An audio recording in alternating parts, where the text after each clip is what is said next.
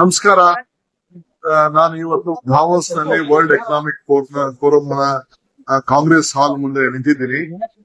ನಾನು ಟ್ರಂಪ್ ಅವರ ಅಡ್ರೆಸ್ ನ ಕೇಳಬೇಕು ಅಂತ ಹೇಳಿ ನಾನು ಪ್ರತಿನಿಧಿಯಾಗಿ ಇಲ್ಲಿ ಭಾರತದ ಮತ್ತು ಕರ್ನಾಟಕದ ಪ್ರತಿನಿಧಿಯಾಗಿ ನಾನು ಬಂದಿದ್ದೀನಿ. ಪ್ರಪಂಚದ ಎಲ್ಲ ರಾಷ್ಟ್ರೀಯ ಅನೇಕ ನಾಯಕರುಗಳು ಮತ್ತು ಬಿಸಿನೆಸ್ ಲೀಡರ್ಸ್ ಎಲ್ಲ ಕೂಡ ಇಲ್ಲಿ ಸುಮಾರು ಒಂದು 2,000 ಜನ ವೇಟ್ ಮಾಡ್ತಾ ಇದ್ದಾರೆ. ನಾನು ಕೂಡ ಈ ಸ್ಪೆಷಲ್ ಅಡ್ವೈಸ್ ಡೊನಾಲ್ಡ್ ಟ್ರಂಪ್ ಅವ್ರದ್ದು ಕೇಳಬೇಕು ಅಂತ ಹೇಳಿ ಕಾತರದಿಂದ ಎಲ್ಲರ ಜೊತೆ ನಾನು ಕೂಡ ಭಾಗವಹಿಸ್ತಾ ಇದ್ದೇನೆ.